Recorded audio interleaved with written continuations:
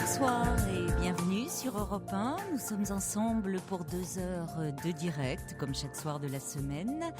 2 heures d'échange, 2 heures de partage, pendant lesquelles vous pouvez aborder tous les sujets qui vous tiennent à cœur et me poser toutes les questions qui vous préoccupent en appelant le 39 21, où vous serez accueillis ce soir par Clémence et Assiba, sous l'œil attentif de Philippe Chartier qui réalise cette émission. Et bien sûr, si vous souhaitez réagir aux propos tenus à l'antenne, exprimer votre point de vue, vous pouvez nous écrire sur le site dublanche.europe1.fr ou nous envoyer un petit texto au 7 21 21, code nuit 39 21. Je vous attends. Europe 1, Caroline Dublanche. Et des nouvelles de Bombec, justement, qui nous envoie un petit SMS. Bombec, c'était cet auditeur qui avait répondu à une petite annonce d'une jeune femme qui avait mis alcoolique s'abstenir et puis qui, lors du premier rendez-vous, avait fini légèrement ivre. Alors, il s'en était suivi une histoire assez chaotique et Bombec, à ce moment-là, nous avait appelé, était assez mal suite à cette rupture. Là, c'était juste pour nous dire qu'il allait de mieux en mieux, qu'il était dans une démarche de reconstruction.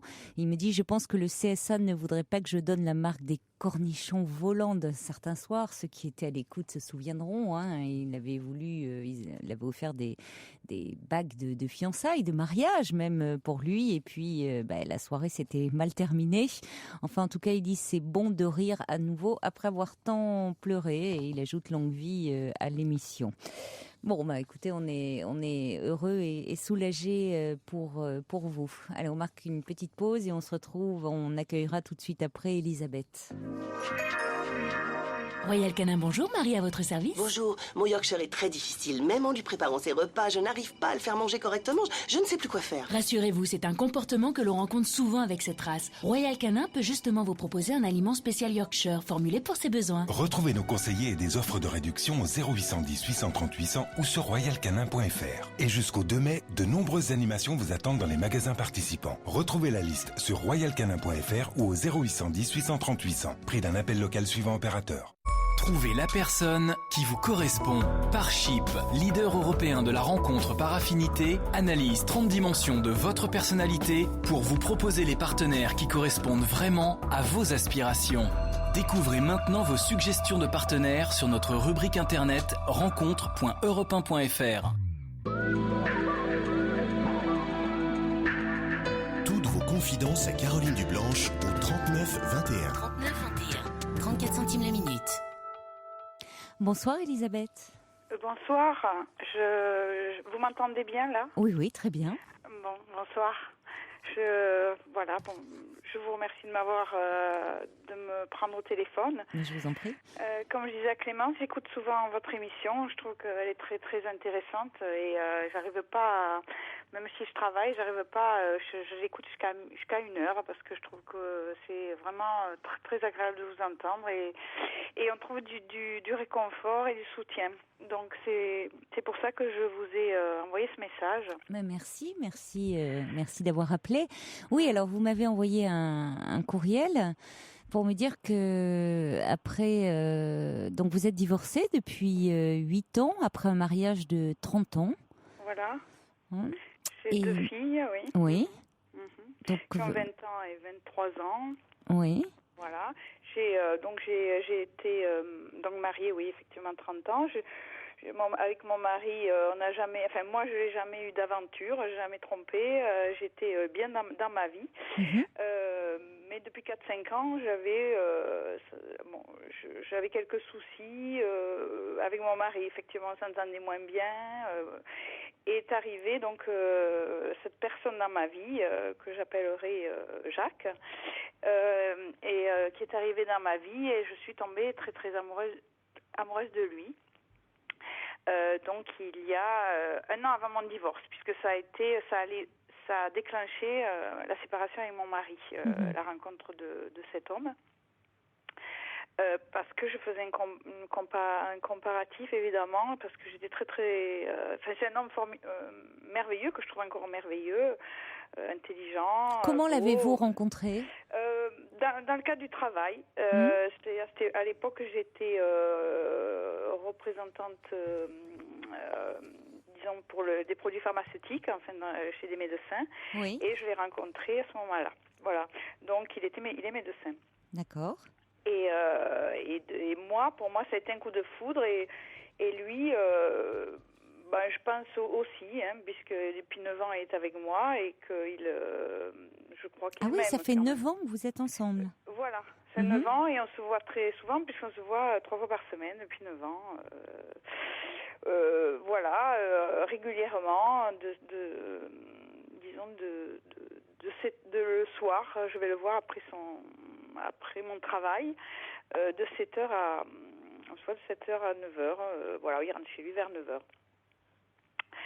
Et donc, comme il a un bureau assez très agréable, on reste dans son bureau de 7h à 9h. Voilà. Vous allez le voir, c'est pas un 5 à 7, c'est un 7 à 9. Ouais, c'est ça. Mais il rentre chez lui, c'est-à-dire qu'il est marié. Oui, il est marié. Voilà. Il est marié et dès que je l'ai rencontré, il m'a dit que de toute façon, il a été clair et net, il m'avait dit à l'époque que il avait plus de relation avec sa femme, mais qu'il ne quitterait jamais sa femme. Oui. Voilà, ce qui avait été dit à l'époque. Donc il m'a jamais dit qu'il allait quitter sa femme pour moi, ça c'est sûr. Moi, par contre, j'ai quitté mon mari pour lui, mais sachant que je n'allais pas vivre avec lui. C'était parce que je supportais plus mon mari. Le fait de l'avoir rencontré faisait que je pouvais plus partager, je pouvais plus rentrer chez moi, je pouvais plus rester avec mon mari. Voilà. Donc voilà, il y a 9 ans que je fais ça et là j'arrive à un point où je n'en peux plus parce que j'ai 55 ans. Oui. Donc j'arrive à un âge où je m'inquiète pour mon avenir, évidemment, pour ma vie, parce que je vis donc seule depuis 9 ans. Oui. Seule avec lui, mais seule quand même. Et là, ce soir, par exemple, on s'est disputé parce que il part en vacances demain pour 15 jours, bien sûr avec sa femme, avec des amis, et que j'ai du mal à supporter ça, voilà, évidemment. J'ai eu du mal à le supporter. Oui. Et donc, il m'a tout à fait culpabilisé en me disant qu'il avait toujours été clair avec moi, qu'il m'avait toujours dit que c'était comme ça, que chaque fois que je le voyais, il est très généreux, je veux dire, il me fait des cadeaux, financièrement, il me gâte quand même, il s'occupe de moi, je vais dire, voilà. Et donc, mais que il trouve que je deviens acariâtre, que j'ai de plus en plus de mal à supporter.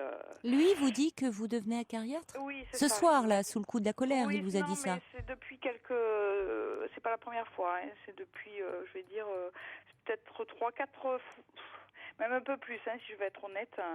Depuis, je vais dire, 6 mois à peu près, où il commence à trouver que je suis pénible. Et c'est vrai que je reconnais que je suis pénible. C'est-à-dire que je supporte de moins en moins cette situation. Voilà. Qu'est-ce qui fait que vous la supportez de moins en moins actuellement ? Qu'est-ce qui se passe ? Le paradoxe, c'est que j'ai l'impression qu'il est de mieux en mieux chez lui. Voilà. Et de moins en moins bien avec moi. Oui, mais forcément, Elisabeth, forcément, si vous êtes plus tendue, plus agressive, c'est normal qu'il apprécie moins les moments qu'il passe avec vous. C'est tout à fait ce qu'il me dit, oui. C'est logique, ça. Vous voyez, si vous-même, mais c'est parce que, semble-t-il, vous êtes plus inquiète, plus angoissée. Vous dites votre âge, vous m'avez parlé de votre âge, vous vous inquiétez pour l'avenir, le fait d'être seule. Oui, c'est ça. Vous projetez dans l'avenir. Enfin, c'est ça. Il y a des choses qui vous angoissent là à ce niveau-là. Voilà, tout à fait. C'est tout à fait Alors ça. que jusque-là, semble-t-il, vous viviez plus au jour le jour cette relation. tout à fait. Mais c'est tout à fait ça. C'est-à-dire que jusqu'à maintenant, j'étais tellement bien avec lui, je passais des moments formidables. Enfin, ça n'a pas changé, en fait, c'est ma tête. Hein. Oui, mais donc, c'est ça, oui. Que je me posais pas de questions, je rentrais chez moi, voilà. Et mes 9 ans, c'est long. Et quand je me retourne, voilà, je me dis, mais qu'est-ce que tu as fait pendant 9 ans? Et j'ai tout d'un coup un stress, et je lui en veux, parce que je pense qu'à cause de lui, ou je sais pas, j'ai pas refait ma vie, quoi. En fait, le fait de l'avoir rencontré a fait que j'ai pas pensé à refaire ma vie. Voilà, j'ai vécu, et maintenant je me dis, je suis un peu angoissée, voilà. Je suis un peu oui, c'est ça. J'ai l'impression que c'est ça. Hein. C'est plus la perspective, peut-être, d'être. Vous avez dit de vieillir seul. Enfin, bon. Quand vous dites de refaire, c'est-à-dire que de vous rendre compte que vous n'êtes pas dans la construction. Mais jusque-là, ça ne vous préoccupait pas. C'était pas ce que vous recherchiez. Non, parce que en fait, j'avais vécu. Parce que vous l'aviez eu. Oui, c'est ça. Voilà. Hein, vous l'aviez eu, vous aviez eu une vie de couple stable. Vous dites pendant 30 ans, vous n'aviez pas eu d'aventure. Enfin, vous étiez vraiment dans une relation de couple stable, fidèle. Voilà. Vous avez eu donc une vie conjugale, une vie de famille. Et puis, vous dites bien d'ailleurs, vous avez rencontré cet homme et vous avez quitté votre mari, mais au fond, vous ne l'avez pas quitté pour... vous saviez qu'il n'y avait rien de possible avec cet homme. Oui, je savais. Vous arriviez, il y avait quelque chose dans la relation avec votre mari qui de toute façon ne vous convenait plus. C'est ça. C'est vrai, c'est tout à fait ça. Il a été le déclencheur de cette séparation, mais ça n'allait pas avant de le rencontrer. Oui, c'est ça. C'est lui qui m'a. Mais vous vous en seriez peut-être contenté, effectivement, si vous n'aviez pas rencontré cet homme. Voilà, tout à fait. Parce que le décalage était vertigineux, évidemment. Voilà, c'est ça. Voilà, c'est ça. C'est parce que c'est cet homme que j'ai rencontré. Je veux pas, mais il est vraiment extraordinaire, quoi. Il a tout pour lui. Donc si vous voulez, je suis peut-être faussée, mais et le perdre me. Alors, je suis partagée de me dire il faut que j'arrête parce que cette situation m'amène dans un mur. Parce que là, maintenant, je m'en rends compte. Je me dis, je peux pas être sa maîtresse pendant 70 ans. Je serai pas encore sa maîtresse. Ce qui m'angoisse, c'est ça. C'est que je me dis, ça peut durer. Ça a duré 9 ans. Ça peut durer encore 9 ans, pareil. Et je trouve que, vraiment, maîtresse, 70 ans, je trouve que c'est un peu ridicule, quoi. Voilà, si vous voulez. Donc, je me projette je me dis, il faut arrêter maintenant parce qu'après... Non, c'est pas tant que il y a rien de ridicule, hein. C'est pas à ce niveau-là que ça se joue. C'est plutôt que vous aspirez peut-être aujourd'hui à autre chose. Oui, c'est ça aussi, c'est vrai. Vous voyez, par exemple, voilà, c'est ça, c'est symptomatique là. Il part avec des amis, avec sa femme. Vous aimeriez peut-être aujourd'hui de nouveau pouvoir vivre cela. Voilà.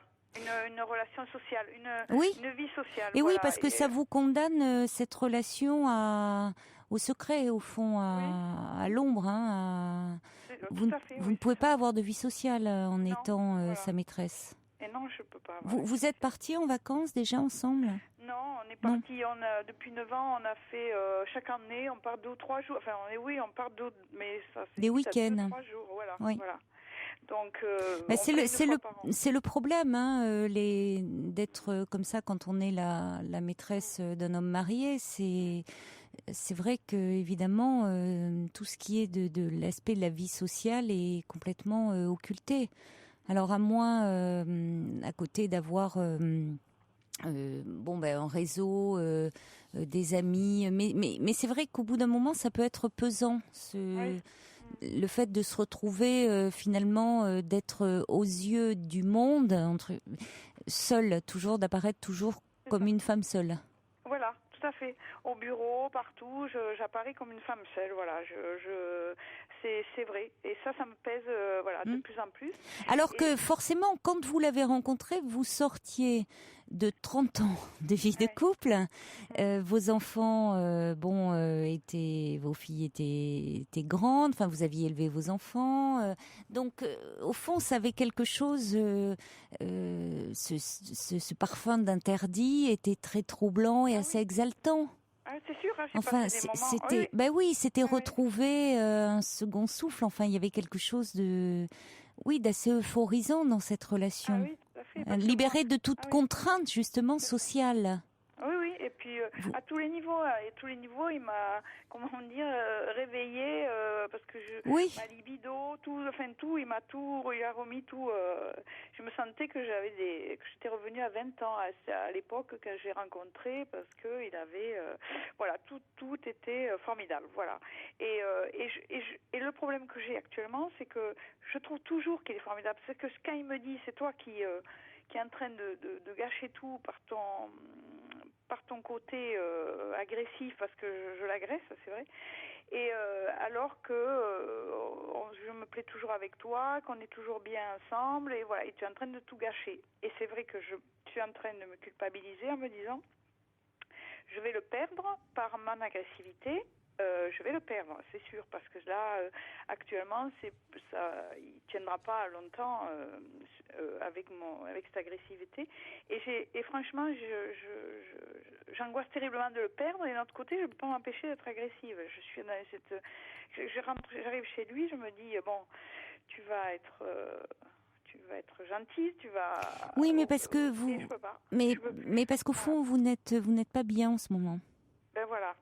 C'est-à-dire, bien sûr que vous n'avez pas envie de le perdre, mais cette relation, elle devient frustrante aujourd'hui. Voilà, exactement, Caroline, vous avez tout à fait compris. C'est tout à fait ça. Mais si vous voulez, j'en ai un peu assez aussi de prendre des décisions, parce que c'est moi qui ai pris la décision de quitter mon mari. Je comprends, oui. C'est moi qui vais devoir prendre encore la décision, parce qu'il ne me quittera pas, lui. Forcément. Il me quittera peut-être, mais je ne crois pas. C'est à moi de prendre la décision. Non, parce que lui, il a tout. Eh oui. Il a sa relation de couple, il a la stabilité avec sa femme et effectivement sa vie sociale. Il peut partir en week-end avec des amis. Enfin, il a tout cet équilibre familial et la vie sociale que cela entraîne, toute cette vie en dehors qui vous échappe. Et en même temps, il a toute cette passion avec vous. Oui, donc il a à la fois la stabilité et la passion. Voilà.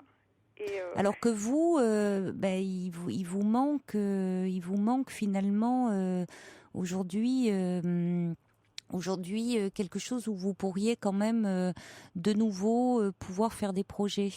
Le côté être dans l'instant ne vous suffit plus, parce que 9 ans comme ça, c'est déjà long pour être. Ça vous a fait du bien. Vous en aviez besoin à ce moment-là. Ça vous correspondait, mais aujourd'hui, vous avez évolué. Ça ne vous correspond plus. C'est pas lui qui a changé. C'est vous, vos attentes qui ont évolué.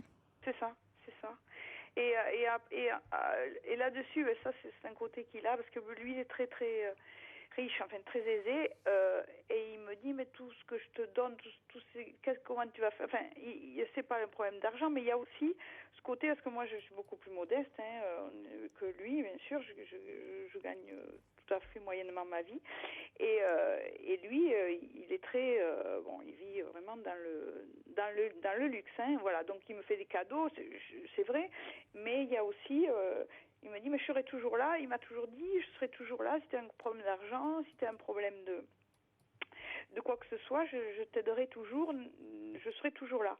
Et ce côté qui me donne de sécurité que j'aurais peut-être pas, je me dis si je perds ça, je perds aussi une certaine c'est pas pour ça que je reste avec lui, mais j'ai aussi ce côté je sais qu'il sera toujours là s'il y a un problème. Oui, donc il y a aussi, mais c'est important, c'est pas être vénal que de penser comme cela, Elisabeth.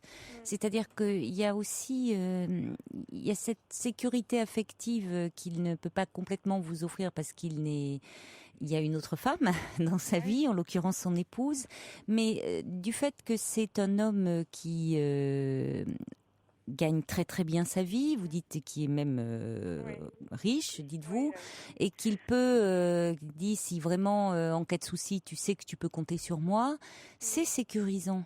Et d'une certaine façon, cette sécurité matérielle compense cette absence au fond de sécurité affective. Enfin, ça se juxtapose un peu. Oui, c'est ça. Et pour vous, enfin, c'est souvent lié, hein, un peu dans l'inconscient. C'est un côté aussi sécurisant de le savoir dans votre vie. Oui, c'est ça. Vous n'êtes pas toute seule. Non, je suis pas toute seule. Voilà. Voilà. Il me dit, de toute façon, je ne laisserai jamais tomber. Mais ce que je me dis d'un autre côté, je me dis, oui, mais c'est un piège aussi parce que ça me. C'est-à-dire que vous gagnez votre vie. Oui, dans les faits, hein, donc vous gagnez votre vie, vous n'êtes pas à la rue. Bon, dans ce que j'entends. Donc il y a plus une peur du vide, je crois, liée à votre âge. Vous vous posez des questions, mais enfin, Elisabeth a 55 ans. Vous voyez bien que vous avez redécouvert aussi à travers cette relation que vous pouvez non seulement plaire, séduire. Vous dites vous avez redécouvert votre libido, le plaisir, la séduction, le fait d'être aimé, et qu'à 55 ans aujourd'hui, rien n'est fini pour une femme. Hein. C'est vrai. Au contraire. Oui, je suis d'accord, Caroline. Je suis tout à fait d'accord. Mais c'est justement ça ce que je me dis. Je me dis que tant que j'ai dans ma vie, c'est comme si j'avais quelque chose et des œillères qui fait que j'arrive pas à m'ouvrir sur d'autres personnes là actuellement. Mais parce que, attendez, pour le moment, vous êtes dans... finalement, vous avez cette peur de le perdre et comme si vous deviez prendre une décision de nouveau. Oui, c'est ça, alors que, au fond, cette décision, elle vous fait mal par avance. Oui. Mais après tout, vous ne lui devez rien à cet homme. Non, c'est pas comme votre mari. Il y avait aussi peut-être déjà ça. Vous ne vous sentiez plus très bien dans cette histoire. Et puis il y avait aussi certainement de la culpabilité. Là, écoutez, il se trouve que cet homme, il est marié, hein, donc vous ne lui devez rien. Vous pouvez commencer à un peu désinvestir la relation, vous un peu dans votre tête, en disant qu'au fond vous avez d'autres attentes aujourd'hui. Oui. Et commencer après tout à vous montrer, c'est-à-dire ça vous permettra d'être peut-être moins agressive dans la relation vis-à-vis de lui, c'est-à-dire à lui donner un peu moins d'importance et à regarder un petit peu plus, à vous tourner un peu plus vers l'extérieur, à investir un petit peu plus de nouveau l'extérieur, regarder un peu ce qui s'y passe et vous permettre de faire des rencontres. Oui, ça suscite en tout cas des réactions très différentes. Il faut signer vos messages, c'est mieux, comme ça je peux donner un prénom au moins. Des messages qui arrivent au 7 21 21 code de nuit. Alors un qui n'est pas signé, qui dit les femmes finissent toujours déçues quand elles ont une relation avec des hommes mariés. Conclusion, ne pas commencer et les laisser à leur femme. Véronique, elle dit, Elisabeth, vous n'avez plus 20 ans, il vaut mieux un canard boiteux que pas de canard du tout. Oui. Bon, c'est ça. Elle a de l'humour. Ouais. Et puis, il y a quelqu'un qui dit, trouvez un homme, vivez pour vous et ayez enfin une vie sociale. Nedjoud dit, Elisabeth a un amant qui donne bien plus que si elle avait un mari. 3 petits points de suspension, dit Nedjoud. Et puis... Nelly dit Elisabeth, comme je vous comprends, vous êtes dépendante de cet homme, libérez-vous de vos chaînes et cherchez ailleurs le bonheur. Valérie du Pas-de-Calais dit vous vivez dans son ombre, vous ne vivez que pour lui et vous vous effacez, pensez enfin à vous et profitez de la vie. Mais je crois que ça n'a pas tout le temps été comme ça. On voit bien que vous avez eu des années où cette relation vous convenait. Mais vous avez évolué différemment et maintenant vous avez d'autres attentes. Bonsoir Marie, elle est avec nous, Marie au 39 21, bonsoir. Oui, bonsoir Caroline, bonsoir Elisabeth. Bonsoir. Donc voilà, moi j'ai eu un cas tout à fait semblable à Elisabeth, sauf que le monsieur ne me gâtait pas. Et j'ai eu très peu de fleurs. Mais en fait, j'ai divorcé, j'avais 48 ans, et j'ai eu une relation avec un monsieur marié pendant 6 ans et demi. Oui. Et ce qui est, en fait, il m'avait dit dès le début, son mariage ne marchait pas, mais il ne la quittera jamais, sa femme. Et puis, ce qui s'est passé, c'est que nous sommes tombés follement amoureux au cours des mois. C'est devenu une passion. Je ne respirais en fait que par cet homme. Mes horaires de travail étaient gérés de façon à ce que je puisse le voir. Apparemment, d'autres hommes étaient amoureux de moi. je ne les ai pas vus. Oui. Et ce qui s'est passé en fait, c'est qu'on s'est dit on ne pourra jamais se quitter. Et moi, je devenais pas du tout agressive, mais par contre, ça me pesait beaucoup parce que je permettais à ce monsieur de rester avec sa femme sans que sa vie soit en fait trop difficile chez lui. Parce qu'il rentrait chez lui après m'avoir vue. C'était formidable aussi, c'était vraiment de la passion. J'étais totalement obsédée, et lui aussi. Mais comme il dit, il rentrait chez lui reposé. Oui, mais c'est exactement comme moi. Ma femme, voilà, elle n'aime pas trop les câlins, elle a toujours été comme ça. Elle ne demande rien et moi je suis heureux. Donc il est heureux avec moi, mais et un jour on s'est dit on pourra jamais se quitter. C'est vrai que moi, mes copines qui n'étaient pas au courant, parce que je pouvais quand même pas dire que j'étais avec un homme marié, que c'était une passion. Même avec vos amis. Beaucoup de gens pensaient que j'étais seule et ils me disaient mais tu es mignonne et pourquoi est-ce que tu ne refais pas ta vie? Et je me suis retrouvée donc à 54 ans. Nous sommes quittés. Il est parti vivre à l'étranger. Exprès en fait avec sa femme parce qu'il a dit on ne pourra jamais se quitter. Et moi je me suis dit tout s'écroule, je ne vais plus pouvoir continuer à vivre. En fait je m'en suis remis très bien. Ah, ça me fait plaisir. Oui, je ne respirais que par lui, j'avais le téléphone allumé, j'étais près du téléphone quand il me disait je pars, je quittais mes amis. C'était ça aurait été un déchirement de devoir le quitter comme ça. On a essayé et on pleurait tous les deux. On ne pouvait pas se quitter simplement en se disant au revoir, en sachant qu'on n'habitait pas très loin l'un de l'autre. Il a fallu quelque chose. Moi, j'ai déménagé ensuite. Et en fait, c'est ça. Il faut que vous fassiez quelque chose de façon à ce qu'il n'y ait plus de contact peut-être pendant 3-4 mois. Que vous puissiez vraiment faire le point, parce que je trouve que les SMS, les mails et tout, ça revient des fois au bout d'un mois, 2 mois après la cassure, et ça rouvre vraiment une blessure. Ah oui, mais c'est tout à fait ce que j'entends, c'est tout à fait ce qui m'arrive. C'est ça, je suis encore tout à fait. Il m'appelle, il me dit ça y est, tu peux venir tel moment, je suis là et tant qu'il n'y aura pas une cassure comme vous, c'est exactement ce que je pense. Et je ne vivais. Voilà. Pardon, moi, j'arriverai pas. Pardon, excusez-moi. Mes amis me disaient j'étais vraiment à mon portable tout le temps. Quand on m'invitait, je disais toujours je ne sais pas si je pourrais. Et quand j'y pense maintenant, j'ai loupé beaucoup de choses. C'est-à-dire que c'était merveilleux. Je me suis épanouie avec ce monsieur, sauf que ça devenait très, très, très pesant de savoir que je n'avais plus d'avenir, enfin que je ne pouvais pas regarder les autres hommes, que je... Voilà. C'est ça. Et vous, maintenant, vous avez rencontré quelqu'un d'autre depuis J'ai 59 ans, j'ai aussi déménagé et changé de pays. Donc ce monsieur a essayé, cet amant est revenu me voir 2-3 fois. Il avait traversé l'Atlantique. Et là, la dernière fois, je lui ai dit non, ça ne sert plus à rien. Et j'étais ressortie j'en suis pas fière du tout, mais je suis ressortie avec un monsieur marié pendant 2 mois ici. Vous êtes incorrigible. Non, mais je n'y pleurais. C'est arrivé comme ça. Oui. Et ce qui s'est passé, c'est que j'ai dit au bout d'un moment, je ne veux plus de SMS, je ne veux plus de mails, je ne veux plus de contact, je ne veux plus rien parce que je ne vais pas avancer. Et il n'y a qu'en coupant totalement. Oui. Mais moi, par exemple, tout ce soir, je lui ai dit, alors là, tu m'auras bien guéri des hommes mariés, parce que moi, j'ai l'impression là actuellement que si je quitte, si je vois un homme marié, je pars en courant. Oui, mais ça sert à rien de lui dire ça à lui. Parce que si vous voulez, là, vous êtes dans la rancœur et l'amertume, et finalement, depuis 9 ans, vous étiez dans cette relation. C'est vrai que actuellement, elle ne vous convient plus. Qu'est-ce que vous voulez ? Il n'est pas responsable de ça. C'est vous qui avez évolué. C'est moi. C'est comme dit. Alors, il y a l'épervier qui dit changer, c'est grandir, c'est abandonner sa route pour accueillir les cadeaux d'un autre chemin. Et puis il y a la luciole qui dit cet homme semble vous aimer sincèrement. Pourquoi tout casser ? Comme disent les bouddhistes, attendre et voir, tout se fera tout seul. C'est-à-dire que finalement, c'est pas si vous ne vous sentez pas prête à prendre une décision qui peut-être actuellement vous ferait plus de mal que de bien.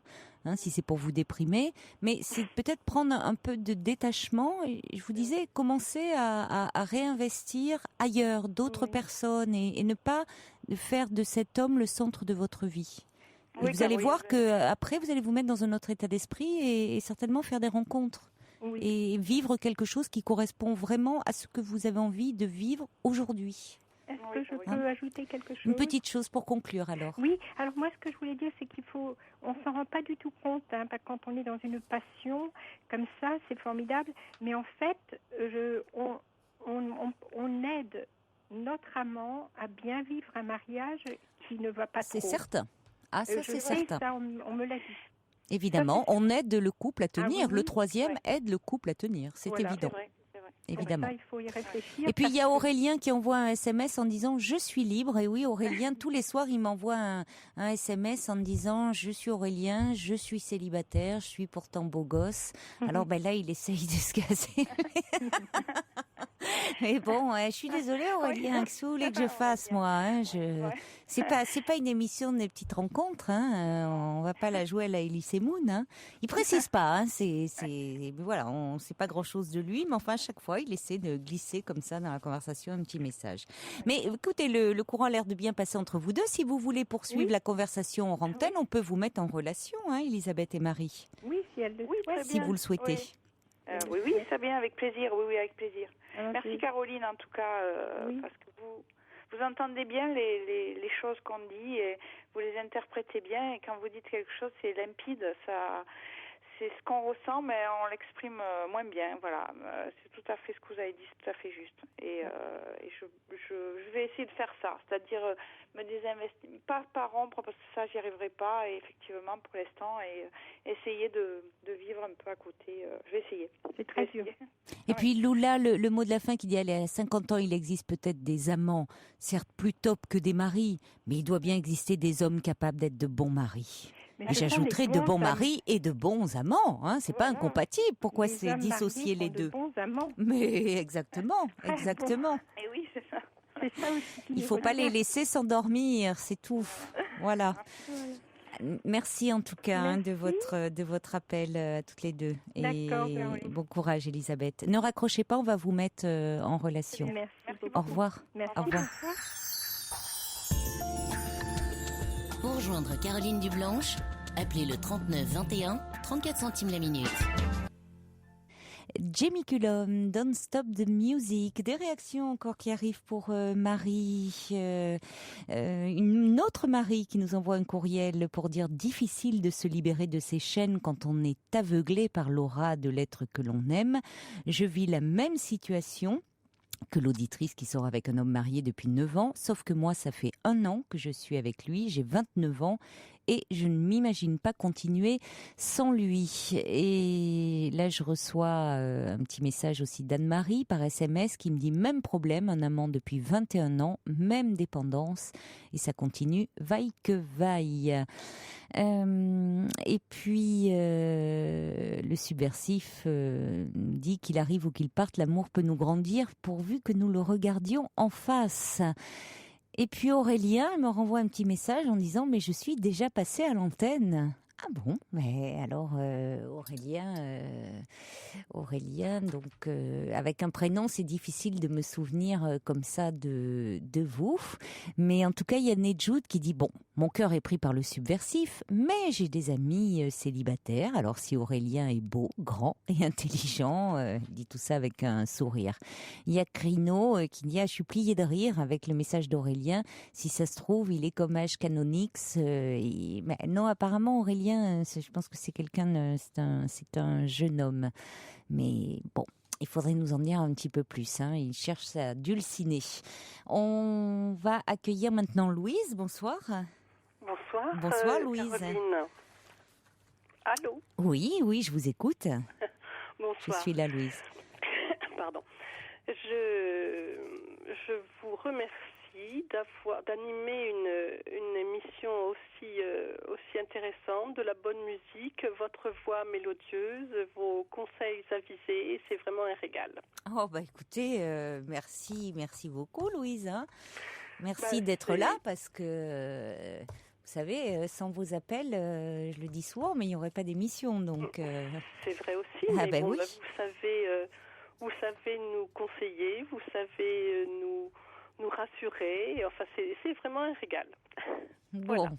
Eh Bon, bien, moi, je vais écoutez. partir d'un ton un peu léger Oui. pour expliquer mon questionnement. C'est pas un désarroi, c'est un questionnement. Oui. Voilà. J'ai un ami depuis 1 an. Je vous avais d'ailleurs appelé il y a environ 6 à 8 mois, pour expliquer mon désarroi, parce que c'est un homme qui parle très très peu, qui ne dit pas ses sentiments, qui ne dit pas de mots doux. Il sait être tendre, mais il ne s'exprime pas beaucoup. Donc je vous avais questionné à ce sujet. Vous aviez essayé de me dire qu'il me fallait me montrer patiente. Donc patiente, je le suis devenue. Et donc ça fait 1 an, à quelques jours près, 1 an que nous nous connaissons. Et est-ce qu'il s'exprime un peu plus ou est-ce que c'est toujours pareil? C'est-à-dire que je suis plus attentive à ses... Louise? Ah, on a perdu Louise, juste zut. Bon, écoutez, on va accueillir Emmanuel et puis on va essayer de récupérer Louise. Hein. Bonsoir Emmanuel. Bonsoir Caroline. Bonjour. Alors, moi je vous appelais pour une histoire un peu complexe. Oui. Que je vis déjà depuis 7 ans. Et cette histoire, là je suis obligé de me faire un petit peu conseiller parce que ça devient compliqué. Oui. Donc je vais essayer de résumer. J'ai vécu 2 ans de romantisme avec une personne. Donc c'était très sympathique, vraiment. J'avais la cinquantaine. Oui.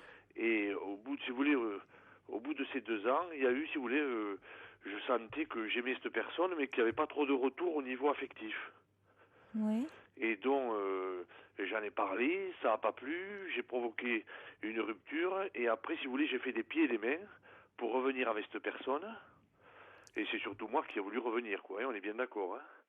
Et au bout de 3 mois, elle a accepté de revenir, mais elle m'a dit, je reviens à condition que tu ne me fasses aucun reproche, et à condition qu'on vive normalement sans reproche, sans me reprocher quelque chose. Ouais. Et bon, alors moi je suis reparti avec beaucoup de volonté, j'ai manifesté, je lui ai donné un peu plus de sécurité, etc., etc. Et petit à petit, au lieu de rentrer dans un amour plus proche, parce qu'au départ, psychologiquement, c'est ce qu'elle disait, c'est ce qu'elle voulait, elle me supprime petit à petit l'affectif, les relations sexuelles. Ah bon? Oui, mais ce que je comprends pas, c'est comment on veut rester avec la personne, puisqu'apparemment, elle passe les week-ends avec moi, les vacances. Oui. On vit chacun chez soi. Oui. Là, elle a trouvé que c'était bien. Bon, moi, je suis d'accord aussi parce que je suis assez indépendant. Mais ce que je comprends pas, c'est comment, là, maintenant, j'en peux plus, quoi. Je vais dire, j'arrive à un moment où ça devient de plus en plus difficile. Il y a des mots, des fois, qui sont pas évidents de ma part, que j'en ai pas l'habitude. Cette personne ne veut pas, je sais pas, il y a pas d'affectif, quoi. Je veux dire, j'entendais la personne. Elle est pas tendre, elle est. Voilà, si vous voulez. Oui, c'est un peu comme ce que décrit Louise quand elle nous parlait de son compagnon, quoi. C'est l'inverse en femme. Exactement. C'est-à-dire, moi, ce que je comprends pas, c'est à partir du moment où si vous êtes amoureux, vous êtes quand même en tant qu'homme, vous êtes quand même gentil, attentionné. Donc, et en retour, elle est avec moi, il y a sa présence, elle discute avec moi, on va manger, on va passer une journée, ça va, mais jamais elle ne donne d'elle-même. Alors je ne sais pas si... Elle a jamais de gestes tendres à votre égard, jamais de mots doux, vous fait jamais de compliments Voilà, les mots tendres ne sont pas là. Ouais. Vous avez aussi ce que je comprends pas. Bon, il y a des choses, c'est pas matériel, mais enfin quand même, vous n'avez jamais. Moi, j'ai toujours des attentions. Elle n'en a jamais envers moi. Elle vous fait jamais de cadeaux? Ah non. C'est juste au moment de l'anniversaire, mais en dehors de ça. Oui, c'est ça. C'est pas jamais comme ça gratuitement, si exactement. Je puis dire comme. Sans raison particulière, où elle a envie de vous faire... c'est le geste qui compte, sans que ça soit forcément, d'ailleurs, peu importe la somme que l'on y met, mais juste un petit geste. Ça, j'ai pas. Et alors, c'est vrai que je discute, j'en parle malheureusement peut-être à mes amis. Mes amis me disent c'est incroyable, on n'a jamais vu ça, on n'a jamais connu ça. Ah oui, eux-mêmes sont surpris de son attitude. Parce qu'ils me connaissent, j'ai pas vécu avec j'ai eu, donc c'est ma 3e un peu vie commune. Vous avez l'air sympathique, oui. Oui, mais j'ai pas du tout eu ça avant, quoi, si vous voulez. Donc j'avais connu plus ou moins des relations tout à fait équilibrées. Oui. Mais là, ce qui est incroyable, c'est que malheureusement pour moi, je me suis énormément attaché à cette personne, parce que tout le monde me dit autour de moi, la chose classique, pourquoi tu la quittes pas? C'est une bonne question. Pourquoi vous vous attachez à quelqu'un d'aussi peu, une femme aussi peu démonstrative, aussi froide finalement? Eh bien justement, alors je ne sais pas ce que je dois faire, parce que je ne comprends pas comment je peux avoir un attachement si fort, parce que chaque fois que j'ai voulu la quitter, c'est psychologiquement, ça me fait très mal, quoi. Hein. On va dire que je me réveille le matin avec la tête embourbée, quoi. Hein. Et ça, j'arrive pas à le comprendre, parce que... Oui, parce que là, elle vous prive, vous dites même de relations sexuelles, c'est-à-dire elle se refuse à vous, elle veut plus faire l'amour avec vous. On en est là actuellement, le problème il est là. Oui, donc finalement, quel sens a cette relation, finalement, si ce n'est... puisque c'est même... Je suis 100% d'accord avec vous, cette relation, effectivement, est que s'il y a dans même un plus sens... de... Enfin, voyez, si vous ne faites plus l'amour, s'il n'y a même pas de tendresse entre vous, si... mais si je l'appelle pas au téléphone, elle va pas m'appeler, quoi. C'est à peu près ça, quoi. Vous comprenez? Si jamais moi, par exemple, je l'appelle pas, elle va pas faire l'effort de m'appeler, quoi. Hein. Donc, si vous voulez, je sais pas si peut-être est-ce que j'ai eu un envoûtement ou quoi par rapport à cette personne. Non, mais et oui. Ça, quand on dit qu'on est charmé sous le charme d'eux, oui, ça fait référence à ça. Je voulais savoir si vous, en tant que psychologue, vous avez une petite solution pour est-ce qu'on doit casser ça brutalement ou est-ce que... vous avez essayé, mais vous n'arrivez pas. Ça vous met la tête à l'envers et le cœur à l'envers. Alors je me dis, est-ce que dans la vie on peut avoir, parce que ça m'est jamais arrivé jusqu'à présent, alors est-ce que c'est le fait que maintenant j'ai plus mes parents et que peut-être j'ai peut-être un peu plus peur de revenir, bien que c'est pas tellement je sais que j'ai des amis, tout ça, donc je suis pas... Quelle relation aviez-vous avec vos parents, justement? Moi, j'ai eu une vie assez particulière. Hein. Il faut dire que je fais partie des gens, j'ai 56 ans, à l'époque, ça n'existait pas. Mes parents, ils ont divorcé, j'avais 7 ans. Et j'ai fait effectivement 9 ans de pension qui n'ont pas été toujours très faciles. Parce que c'est vrai que c'était assez difficile. Je n'ai pas eu de relation, j'ai eu une relation sans mère avec mon père. Et j'avais, disons, une relation avec ma mère. Mais je me suis tellement habitué à être indépendant que je suis quand même quelqu'un de très indépendant, quoi, si on veut. Je sais pas comment exprimer ça, mais si vous voulez, je me suis tellement appris à bouger, à travailler tout seul, à me faire un petit peu tout seul, sans l'aide de parents ou d'amis ou de cousins. Vous avez été obligé, hein, finalement. Vous n'avez pas eu le choix. C'est un défaut. Non, c'est pas un défaut. J'ai réussi dans ma profession. Hein. Je suis arrivé à un bon niveau par rapport par rapport à ce qu'on m'avait imposé quand j'étais petit, puisqu'on m'avait dit voilà, hein, tu peux pas faire beaucoup d'études. Donc après, j'ai rattrapé tout seul le retard. Mais je comprends pas comment à 56 ans maintenant, j'arrive pas à me secouer, à me dire tu vas rencontrer quelqu'un d'équilibré et avec qui tu vas repartir. Voilà, c'est ça qui je trouve ça un peu bizarre, j'arrive pas à me... Et non, c'est tout sauf bizarre, Emmanuel. Je sais bien, mais bon. C'est justement, souvent dans nos relations amoureuses, on répète ce qu'on a connu très tôt de nos premières relations, de nos relations très précoces, de nos premières relations d'amour et qu'on a eu avec nos parents. Alors vous dites, vous êtes à la fois très indépendant, et là vous me parlez d'une relation où il y a au contraire une grande dépendance affective vis-à-vis de cette femme qui finalement vous donne très très peu. Mais je me demande si c'est par rapport à ce que, comme je lui ai expliqué ce que j'ai vécu, comme je lui ai expliqué que j'ai eu 2 relations, effectivement, je me suis jamais vraiment engagé, puisque ces relations ont les 2 fois capoté parce que je n'ai pas voulu d'enfant. Et donc, je me suis séparé de ces personnes parce que je n'ai pas voulu une finalité. Alors, est-ce qu'elle se dit que effectivement je vais recommencer ça avec elle, et donc peut-être elle se met un bouclier? Je sais pas, moi je dis ça, c'est vrai que je me suis pas engagé à 2 fois. Moi maintenant, par rapport à certainement ce que j'ai vécu, je n'ai jamais pu fonder une véritable famille, quoi. Ça c'est une impossibilité et je le reconnais.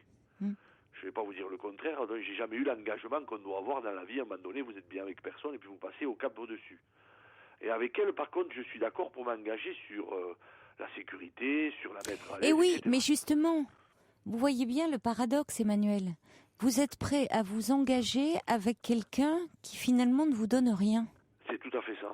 Ou quasiment rien, des miettes. Ah oui, là, c'est donc des au miettes, fond, parce que là, jusqu'à présent, j'ai jamais vécu ça. Donc au fond, dans quelque chose qui est impossible. Mais j'ai l'impression que je sais pas. Alors si c'est moi qui met la pression parce que c'est impossible, je suis en train de me poser la question. Vous êtes en train de rejouer, c'est-à-dire que dans votre enfance, vous dites ça a été dur, vous aviez des parents, finalement, pour X raisons, l'affection c'était pas tellement là, quoi. Il a fallu Elle n'était pas là, donc. Un peu de la part de ma mère, mais pas aucune affection de la part de mon père. Un peu de la part de ma mère, parce que. Un peu, oui. Oui, je la voyais. Non, mais c'est-à-dire, je la voyais au départ, des fois uniquement en vacances scolaires. Donc c'était. Ça a évolué après la 3e, où je rentrais tous les 15 jours, mais là, voilà. Donc on s'accroche à ce qu'on connaît bien, même si ça nous fait souffrir. Oui, d'accord, oui. Et finalement, c'est une situation que vous connaissez, Emmanuel. De demander comme ça, parce que tout enfant, quel qu'il soit, il va rechercher de l'affection, il va demander de l'amour, il en a besoin. Non, mais je suis en train de me poser la question. Et quand il en reçoit pas, c'est douloureux pour lui. Alors après, comme vous dites, il va essayer de faire même un peu sans. Alors vous dites vous êtes construit finalement. Vous dites j'ai appris à être indépendant, mais vous voyez bien que dans la relation affective, dans la relation amoureuse à l'autre, vous êtes là dans une forme d'attachement, dans une forme de dépendance. Et vous êtes dépendant de qui? D'une femme qui finalement n'en veut pas de votre amour. Et qui finalement se montre très froide. Et c'est à elle, vous vous attachez à cette femme-là. Ce qui me fait peur, est-ce que je suis capable alors de me rattacher à une personne que je vais pouvoir aimer normalement et qui va m'aimer normalement? Le problème, il est là. Je me demande si moi, je suis vraiment capable d'arriver un jour à ça. Oui, comment ça s'est passé avant? Comment ça s'est passé avant elle? J'ai laissé 2 personnes, oui, avec qui j'ai vécu, une avec qui j'ai vécu 6 ou 7 ans, et une autre 5 ans. Quand il a fallu passer un cap, c'est-à-dire vous avez une vie de couple, et puis à un moment donné, vous devez rentrer dans l'engagement. Et j'ai fait une fuite. C'est quoi l'engagement pour vous? C'était vivre ensemble? C'est-à-dire qu'à un moment donné, là, par exemple, ou c'était des enfants? Elle voulait des enfants, oui. Elle voulait quand même... Et moi, à ce moment-là, courage fuyons, j'ai pris peur. Et la relation s'est atténuée pour finir à cause de ça. Alors je me dis maintenant, j'ai 56 ans, maintenant j'ai quand même... Maintenant, c'est ce que j'allais dire. Si vous rencontrez des femmes qui sont dans votre tranche d'âge, voire même un petit peu plus jeunes, il y a peu de chances qu'elles vous demandent un enfant. Ah non, mais là justement, c'est une personne qui a mon âge. Donc je veux dire, on est sur un plan égalité. Bon, par contre...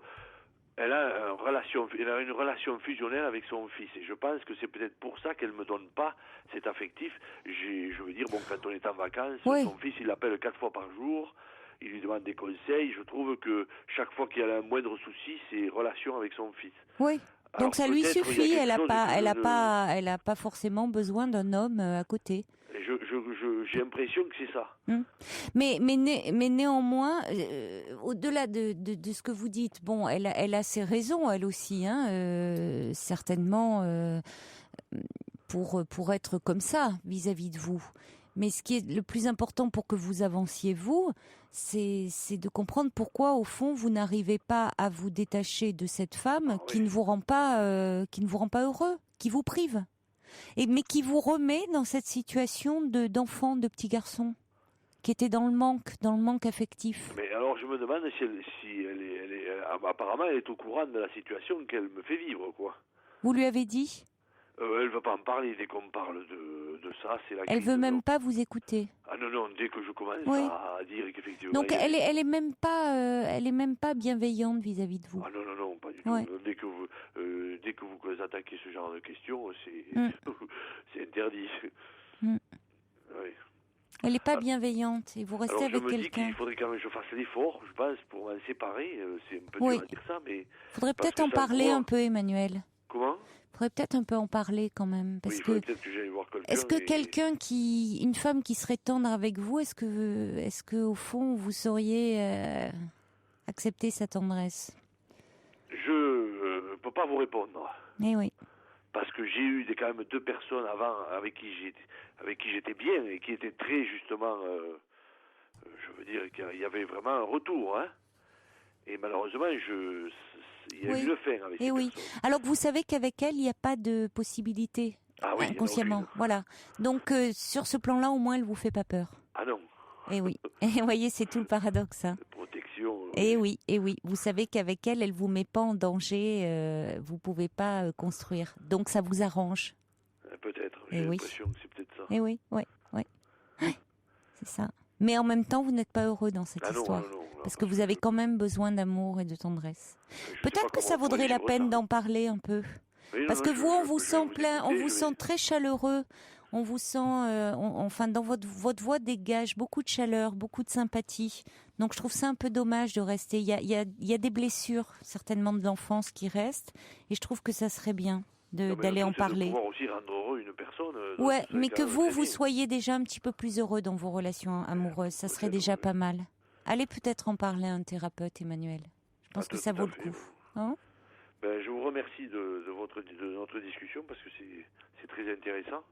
Merci de votre confiance, Emmanuel. Ah, tout à fait, je pense que vous apportez pas mal, c'est très très bien. Écoutez, donnez-moi de vos nouvelles si vous le souhaitez. Je vous remercie. Au revoir. Bonne soirée, au revoir. 39 21, 34 centimes la minute.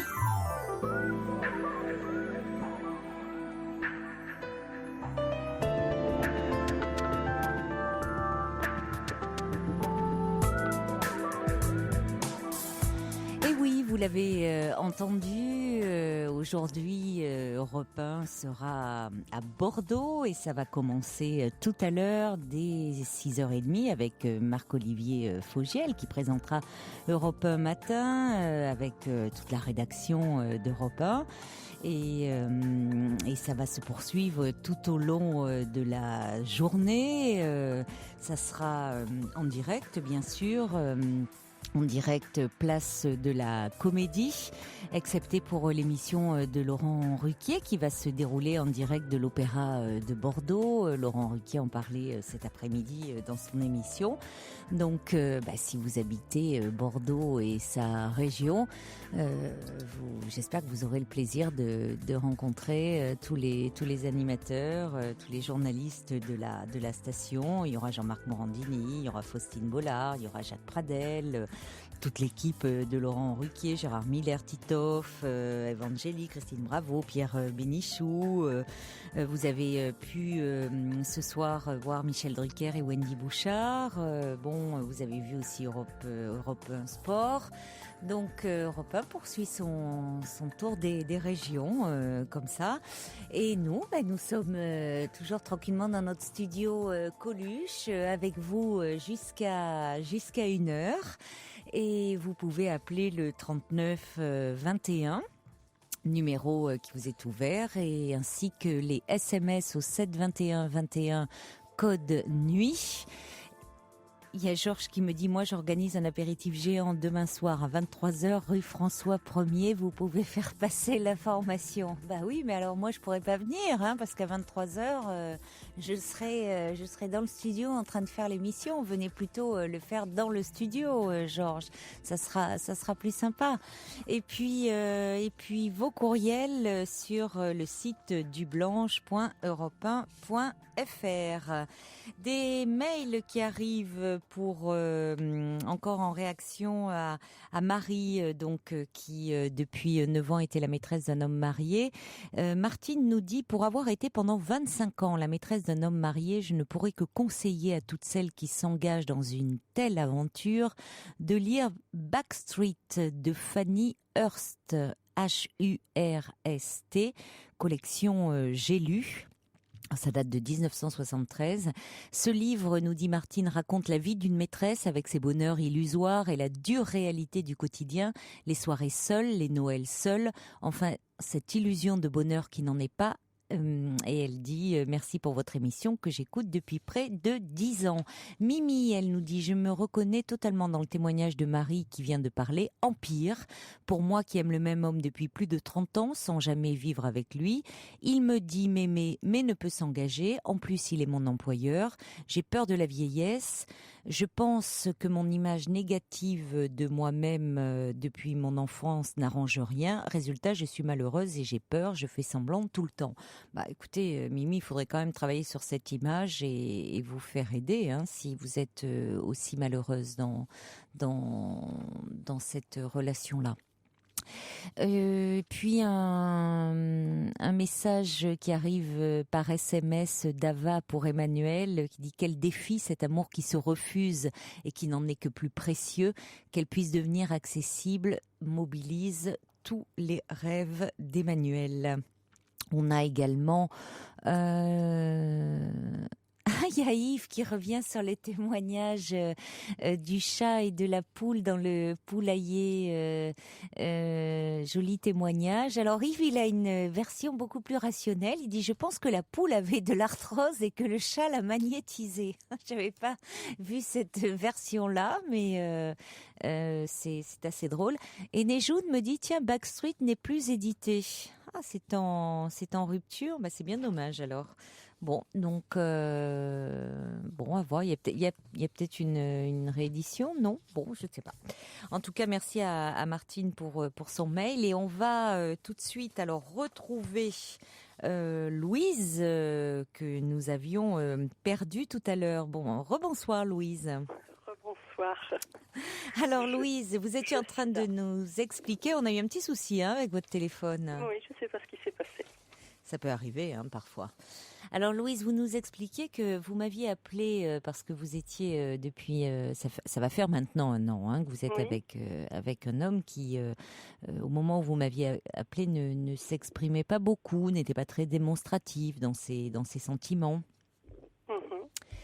Donc je vous demandais un petit peu si ça avait évolué. Vous me disiez que vous étiez plus attentive et nous en étions restés là.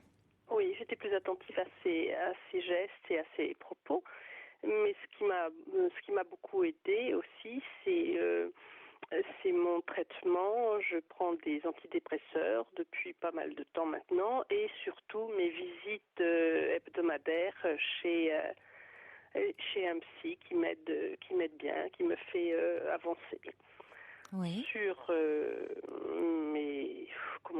mes vieux démons d'enfance. Oui. Voilà, donc j'apprends à modérer toutes mes angoisses. Je pense que de ce côté-là, je vais mieux. Bon. Vous êtes un petit peu à l'initiative, c'est vous qui m'aviez conseillé d'aller voir un psy, et j'ai suivi vos conseils, et effectivement, je le vois donc toutes les semaines, et il m'apporte beaucoup. Bon, écoutez, tant mieux.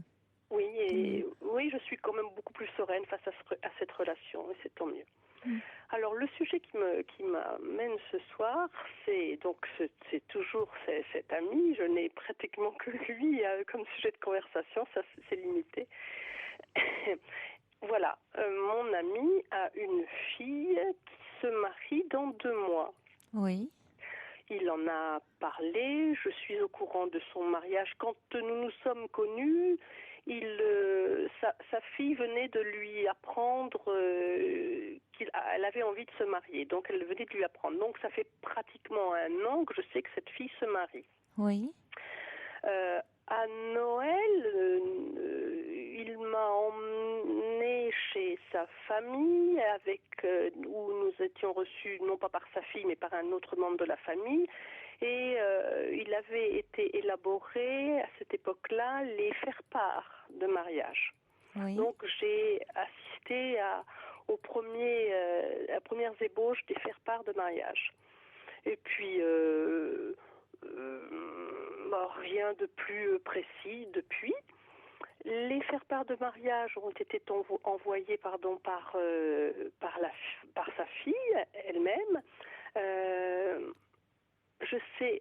J'ai vu un faire-part de mariage qui avait été envoyé à son père, donc à mon ami. Je sais que une tante, un oncle, quelques membres de la famille ont reçu un faire-part de mariage. Moi, je n'en ai pas reçu. Il est organisé, il y a une grande liste qui détaille les invités, les diverses, les divers projets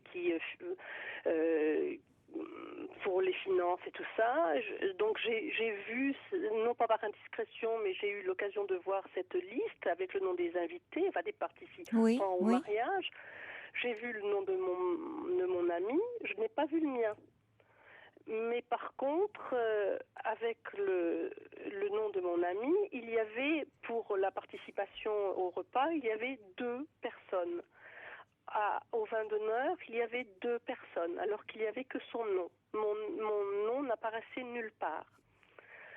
Et jamais il m'a dit comment est-ce que tu vas t'habiller, ou le cadeau, elle aimerait bien recevoir ça. Vous ne la connaissez pas, sa fille? Vous ne l'avez jamais rencontrée? Je la connais, je l'ai vue à 3 reprises. D'accord. Comment ça s'est passé avec elle? Pardon? Comment ça s'est passé avec elle?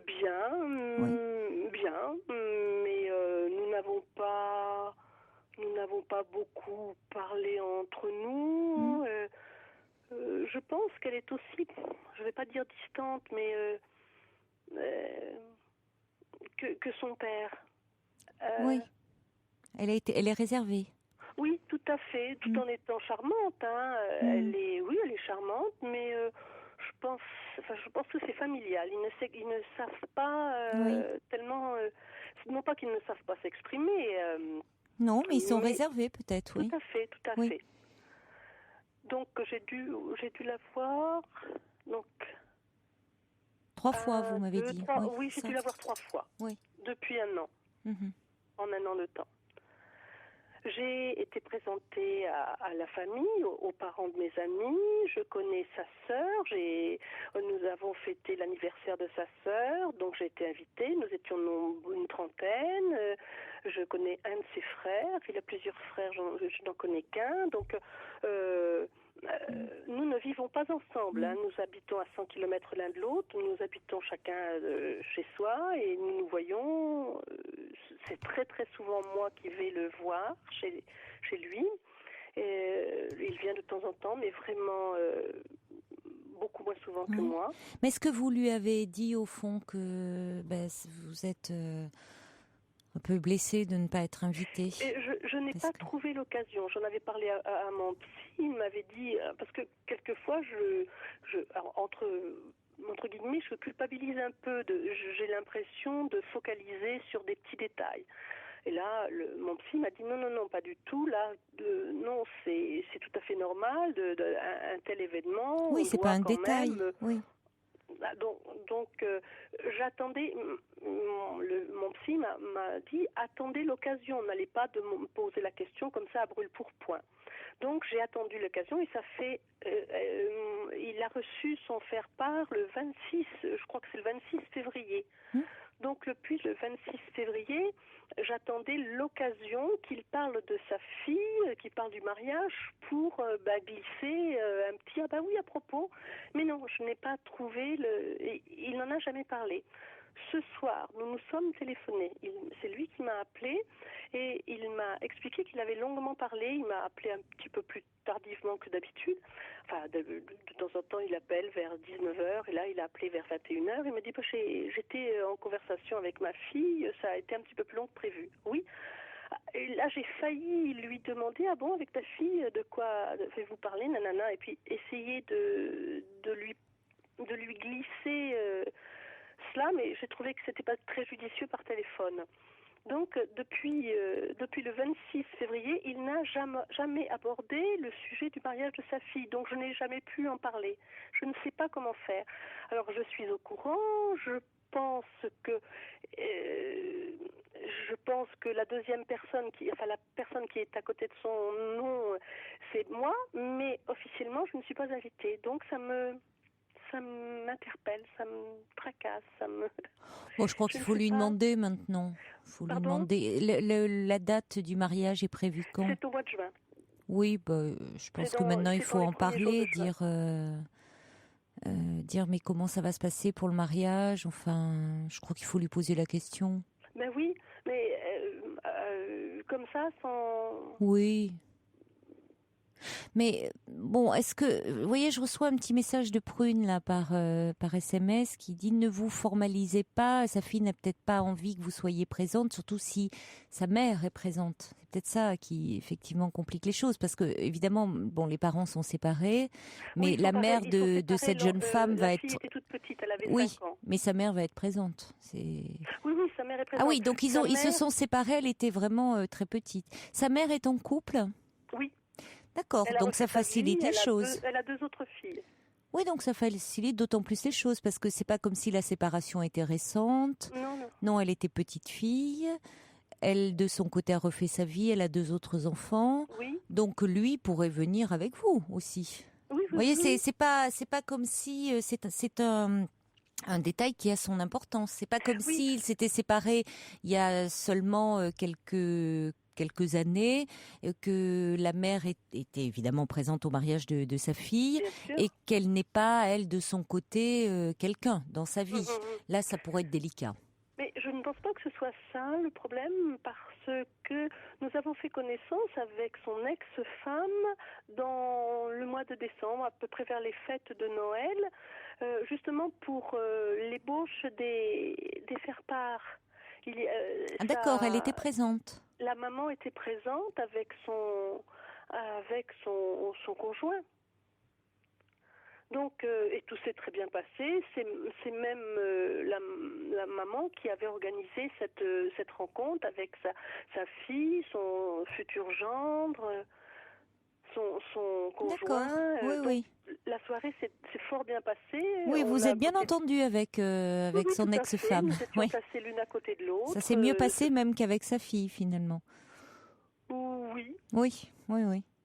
D'ailleurs, il y a une explication, le Subversif nous livre une explication à ce Oedipienne. Il nous dit « Mais Louise, vous êtes amoureuse de votre galant homme, pas de sa fille. Quant à elle, elle aime son tendre père, pas sa femme. Est-ce vraiment inattendu ?» Eh oui, c'est bien vu. Et oui, pourtant, elle épouse certes un homme ce jour-là, mais elle va rentrer dans l'église au bras de son père. Son père, oui, bien sûr. Oui, quand même. Et oui, bien sûr. Alors, je ne m'offusque pas de ne pas avoir reçu de faire-part. Je suis pas... Oui, mais enfin, bon, c'est vrai que ça aurait pu être quand même la délicatesse fait qu'on aurait pu... C'est pas comme si vous étiez depuis quelques semaines ou quelques mois ensemble, ça fait quand même un an, donc... Oui. Et la première fois que nous nous sommes rencontrés avec sa fille, c'était au mois de juillet l'année dernière, donc... Oui, donc ça fera quasiment un an au moment du mariage. Oui. Bon, alors... Comme il s'exprime peu, Oui, lui, vous savez, parfois les hommes, dans ces cas-là, et surtout vis-à-vis de leurs filles, ils sont un peu empruntés, hein. Ils n'osent pas. Vous voyez, il y a une question de... c'est le mariage de sa fille, il réagit en tant que père, et il est peut-être pas très à l'aise. voyez, alors que ça serait à lui pour se dire à sa fille, écoute, c'est normal. Enfin, Louise vient avec moi. Elle est dans ma vie. C'est la femme de ma vie. Elle fait partie de ma vie. Donc, je ne viens pas au mariage sans elle. Je pense pas qu'il s'exprimerait comme ça. Oui, non, oui. D'après ce que vous me dites, j'ai bien compris. Mais parce que c'est. Mon psy m'a dit que quelque part, c'était que je sois présente au mariage de sa fille, c'était officialiser un peu notre couple. Oui. Et peut-être aussi parce que il tient à sa vie en solitaire. Il dit que c'est un solitaire, qu'il ne supporte pas une vie de couple, qu'il ne faut pas que j'envisage de vivre un jour avec lui alors qu'il est au chômage, il ne travaille pas, il pourrait se rapprocher. Moi, je travaille, il pourrait se rapprocher de moi. Je ne dis pas forcément de vivre ensemble, moi j'aimerais beaucoup, mais lui n'envisage pas, il tient énormément, me dit-il, à sa vie de célibataire, parce qu'il fait ce qu'il veut quand il veut, enfin il n'aime pas rendre des comptes, dit-il. Mais nous vivons séparés toute la semaine, je lui demande pas... Oui, vous n'êtes pas là à lui demander des comptes, justement. Absolument pas. Mais c'est pour ça que je pense que ça serait quand même, enfin vous verrez avec votre psy, mais je pense qu'il serait important d'en parler en tout cas avant le mariage et pas juste quelques semaines avant qu'il n'ait pas l'impression d'être mis au pied du mur. Mais lui dire que, pour vous, ça serait important. Oui, voilà, que ça serait important. Voilà, que ça serait important. Qu'ils l'entendent en tout cas. Après, peut-être que du coup, il ne réalise pas. C'est-à-dire que pour lui, il ne mesure pas que c'est important pour vous. Mais voir comment il va réagir.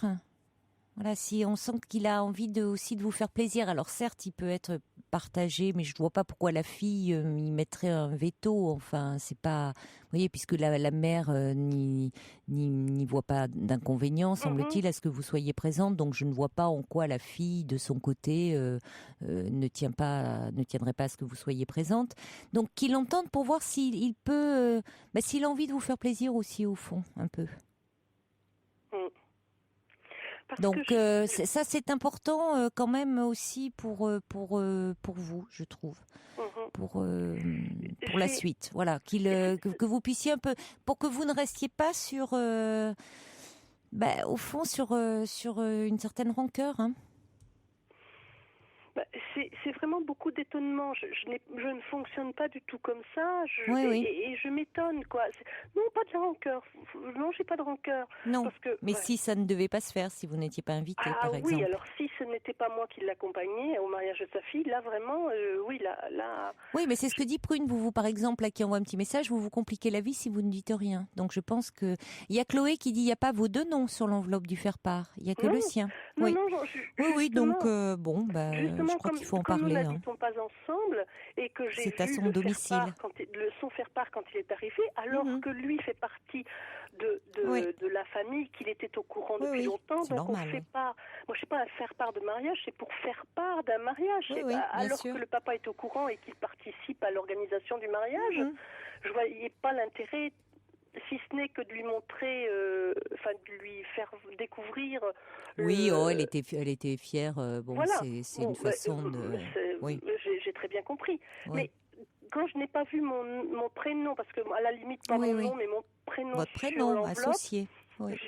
Je m'en suis étonnée. Oui. Mais j'étais chez lui quand il a reçu. J'ai donc attendu d'être chez moi et de voir si je l'avais reçu moi. Et je ne l'ai pas reçu. J'ai attendu quelques jours et puis ça mérite d'en parler, que vous ne gardiez pas ça sur le cœur. Hein. Oui, alors. C'est franchement, assez ouvertement, sans agressivité, mais dire je m'étonne de ne pas être invitée. Simplement dire je m'étonne, je m'attends. Je suis un peu surprise de ne pas avoir reçu de faire part. Vous pouvez dire, mais je m'étonne de ne pas être invitée. Je pensais être invitée, dire. Parce que Bon, vous en parlerez avec votre psy pour voir un petit peu comment... Je lui en avais déjà parlé. Voilà, je lui en ai parlé. Mais bon, je crois qu'il faut en parler simplement. Posez la question directement. Voilà, mais exactement. Attendez que vous parliez de ce sujet-là.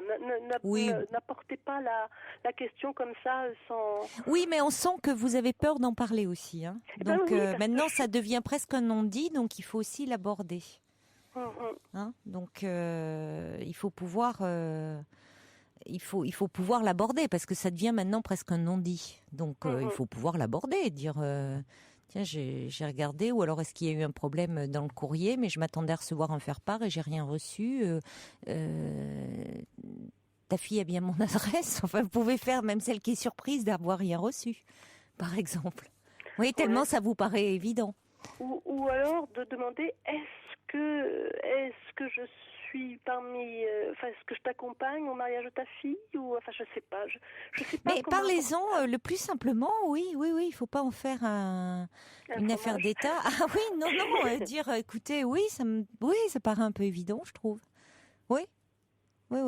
Dire j'aimerais bien je vais quand vous faites des courses ensemble, je sais pas si vous faites un peu du shopping ensemble, dire tiens faut que je me cherche une tenue, vous plaisantez un peu pour le mariage de ta fille. Je me cherche une jolie tenue. Ben oui. pour le mariage. On n'a jamais abordé le problème de... Oui, bousculez-le un petit peu. Bousculez-le un petit peu. À vos souhaits. Et quand vous lui dites carrément. Je bouscule un petit peu avec mes questions, peut-être. Oui, mais allez-y un peu avec humour aussi. Faut pas avoir peur de. Bon, vous voyez, c'est pas parce qu'il est un peu parfois sur la réserve que vous pouvez pas un peu le bousculer un petit peu. C'est pas non plus. Vous voyez, c'est un événement heureux. C'est pas. Il y a rien de dramatique dans cette histoire. C'est pas. Vous voyez, c'est pas un crime de lèse-majesté là. Non. Donc osez un petit peu. Il faut aussi un peu vous affirmer dans cette relation. D'accord. Bonne chance, Louise. Merci, Caroline. Au revoir. Au revoir. Merci. Caroline Dublanche. Mike and the Mechanics Over My Shoulder. Alors, des réactions là qui arrivent justement pour Louise qui se demande si elle va être invitée au mariage de la fille de son amie. Françoise envoie un petit SMS qui dit mais pourquoi ne pas lui demander ce que sa fille aimerait comme cadeau pour son mariage? Mais c'est vrai, c'est très judicieux comme remarque. Beaucoup mieux que ce que je disais là, parce que au moins, en plus là, ça le coince vraiment. C'est-à-dire que elle fait preuve de générosité, de dire, et comme ça, dire, franchement, elle pense au cadeau, elle est là, donc ça coince un peu tout le monde. Dire, du coup, voilà, elle est là à penser au cadeau, elle se montre généreuse, hyper bienveillante et tout. Et nous, on pense même pas à l'inviter. Ça fait, ils se sentiront un peu mesquins. Donc merci Françoise de cette idée vraiment très très pertinente. Mariana d'ailleurs avait envoyé un petit courriel aussi. Elle dit peut-être que le faire-part s'est perdu. Elle se demande pourquoi Louise ne parle pas de cadeau. Et d'ailleurs c'est vrai, Louise nous disait il est associé à une autre personne. Peut-être que c'est elle, en fait, que c'est de Louise dont il s'agit. Mais en tout cas, je pense que j'espère que Louise est à l'écoute et que l'aborder, comment l'aborder, attendre une façon qu'il en parle et tout. Non, effectivement, la prochaine fois, Louise dira tiens, il faut vraiment réfléchir. Est-ce qu'elle a fait une liste? Voilà, qu'est-ce qu'elle souhaite pour son mariage. On va accueillir maintenant François. Bonsoir François. Bonsoir Caroline, vous m'entendez bien? Oui, très bien. Oui. Bonsoir. Bonsoir. Écoutez, déjà, je vous remercie d'avoir sélectionné mon appel. Je vous en prie. Et puis, je voulais vous féliciter pour votre émission. Voilà, donc, comme je le disais à votre collègue au standard tout à l'heure, voilà, j'ai 49 ans, j'habite une petite commune à côté de Dijon. Et je suis le papa d'une jeune fille qui va avoir 16 ans, qui a été fauchée avec son petit copain par un chauffard ivre qui roulait à gauche et qui les a donc, excusez-moi, je bafouille un petit peu, qui les a fauchés en fait comme des quilles en roulant à gauche sur la route. Et ma fille, donc depuis, se trouve dans un état assez grave suite à cet accident. Elle a subi 2 grosses opérations de la jambe pendant ses 15 premiers jours à l'hôpital. Et donc maintenant, elle se retrouve dans un centre de rééducation pendant déjà 2 mois. Oui. Il y aura sans doute après d'autres interventions. Et donc elle se trouve quand même, malgré sa force, toute son énergie, son moral d'acier, quand même dans une situation, dans une détresse morale assez importante, bien qu'elle veuille bien le cacher. Et moi de même, ainsi que toute sa famille. Donc j'aurais voulu quelques conseils pour... tout le monde fait un petit peu tout ce qu'il peut pour lui remonter le moral, pour aller la voir. Elle a de la visite tous les jours. Mais je vois bien qu'au fond d'elle-même et au fond de moi-même également, il y a une très très grande détresse. Et je Alors, ne sais pas justement, pardonnez-moi de vous interrompre, François, mais parce que vous dites, bon, au fond de vous, il y a une détresse morale. Oui. Bon. Alors, pour ce qu'il en est de vous, oui, vous pouvez en être certain et on va y venir. Qu'est-ce qui vous plonge dans cette détresse ? J'imagine, on va en parler. Qu'est-ce qui fait que vous pensez que votre fille est dans une détresse morale ? Je pense en fait qu'elle ne veut pas parler de ce qu'elle a au fond d'elle-même, c'est-à-dire l'accident lui-même qui a été très très violent. Je sais qu'elle repense sans arrêt à ça.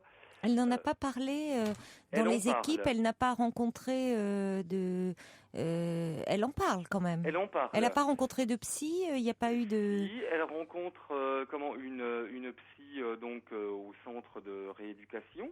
D'accord. Je pense qu'elle l'a vue une fois ou deux, effectivement. D'accord.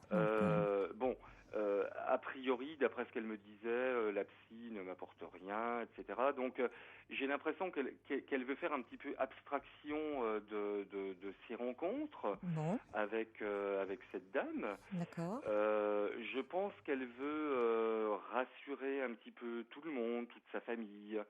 Je pense qu'elle se dit encore, comme elle me l'a dit encore hier, mais je ne veux pas que tout le monde s'inquiète pour moi, etc., etc. Mais c'est une jeune fille, c'est une jolie blondinette. C'est vrai qu'elle a un moral d'acier. Cela dit, je pense qu'elle cache beaucoup de choses et qu'elle n'ose pas en parler pour n'inquiéter personne. Voilà. Donc c'est vrai que tout le monde, toute sa famille vient la voir, vient lui parler, essaie de lui remonter le moral. Elle est dans un centre formidable. Et moi, de mon côté, sa maman aussi, ses frères, toute sa famille, j'ai l'impression qu'on n'arrive pas à faire quelque chose de plus. Elle peut peut-être parler dans ce centre à l'équipe soignante, à quelqu'un de l'équipe soignante, à d'autres personnes hospitalisées. Vous voyez, elle a peut-être d'autres personnes à qui elle peut parler par moment de ce qu'elle ressent, autre que vous, finalement. Je pense c'est possible. Qu'elle en parle. Effectivement, pendant ces séances de kiné avec les infirmières, voilà. Donc ça c'est très bien. Mais si vous voulez, de mon côté, j'essaie de faire en fait tout ce qu'il faut pour la motiver. En fait, je pense qu'elle a un moral beaucoup plus important que ceux qui l'entourent. Comment va son petit ami ? Alors, son petit ami va bien. Heureusement, lui, il a été éjecté. Il s'en est bien sorti avec quelques contusions. Donc, il vient la voir tous les jours. Il peut venir la voir, oui. Ouais, tous les jours. Bon. Donc, je pense qu'à ce niveau-là, il n'y a pas de problème. Oui. Donc, elle est très entourée. Oui, très très entourée. Il y a eu beaucoup de problèmes au départ parce que j'ai entendu son petit ami me dire mais c'est pas normal, c'est moi qui devrais être à cette place. Tout ce qu'on peut dire effectivement dans ce genre de situation. Je pense que ce qui la traumatise le plus, en dehors de ces grosses cicatrices qui resteront, je pense, à vie, en dehors de l'esthétique d'une jeune fille, ce qui est bien normal. Ce qui la traumatise le plus, en fait, c'est qu'elle pense que la justice ne sera pas réellement faite vis-à-vis des problèmes qu'elle rencontre. Mais cet homme, s'il est quand même en conduite avec état d'ivresse, il y a quand même des condamnations qui sont assez sévères. Il y a des condamnations. Je sais qu'il est passé devant le procureur de la République hier ou avant-hier, si je ne me trompe pas. Maintenant, on attend la suite, effectivement. Je pense qu'on en saura plus par rapport à notre avocat. Mais je crois qu'il y a un immense sentiment de... Vous n'étiez pas partie civile? Pardon? Vous n'étiez pas partie civile? Si. Tout a été fait. Il y a eu plainte de portée. Non, parce que vous dites il est passé hier, mais c'était pas le procès, c'est ça? Non, c'est ça. Il était devant le juge. Voilà. Donc maintenant, il faut savoir si le procureur de la République va désigner un juge pour voir si effectivement il passera en tribunal correctionnel.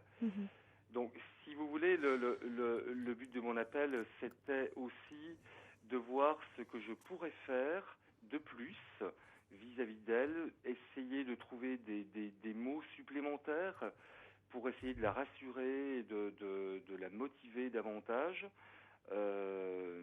Mais moi, j'aimerais plutôt...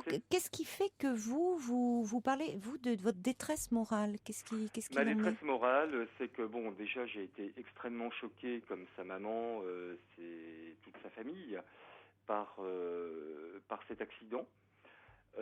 Extrêmement choqué. Ça fait 1 mois donc que ça s'est passé. Ça fait 1 mois que j'ai des crises de larmes très très régulières. J'ai l'impression, en plus je suis au chômage, donc ce qui n'arrange rien. C'est une situation très difficile à supporter. J'ai quelques idées bien sûr, je suis révolté, quelques idées de vengeance vis-à-vis de cet individu. C'est une douleur immense et je ne dois pas avoir mal par rapport à tout ce qu'elle a souffert et ce qu'elle pourra encore endurer par la suite. Donc j'aurais voulu quelques conseils pour que moi-même je me sente déjà un peu mieux, pour lui apporter plus. Mais il faut déjà que vous alliez mieux. Il faut déjà vous occuper, de vous. Pour le moment, votre fille, elle est prise en charge dans ce centre où l'on s'occupe d'elle physiquement par rapport au traumatisme physique qu'elle a eu, où on lui a proposé un soutien psychologique, où pour le moment, elle n'en ressent pas le besoin, où elle a pu parler du choc de l'accident, elle a pu mettre des mots dessus, mais pour le moment, elle ne ressent pas le besoin d'en parler davantage, parce qu'elle doit trouver d'autres espaces où elle peut s'exprimer, d'autres liens quand elle est avec son kiné, peut-être avec le médecin, avec d'autres patients hospitalisés. Donc il faut respecter ça. Et vous êtes là, ses parents, pour, là, en tant que parents, être présents comme vous l'êtes tous les jours, à venir la voir, à l'entourer, comme vous le faites. Mais je veux dire, vous n'avez pas à trouver des mots particulier, c'est à tenir, à traverser ce temps-là de l'hospitalisation qui est évidemment compliqué. Mais c'est pas, si vous voulez, il n'y a pas de mots particuliers. Voyez, vous pouvez pas vous transformer en thérapeute de votre fille. Ça, il faut laisser les équipes soignantes s'en occuper. Oui.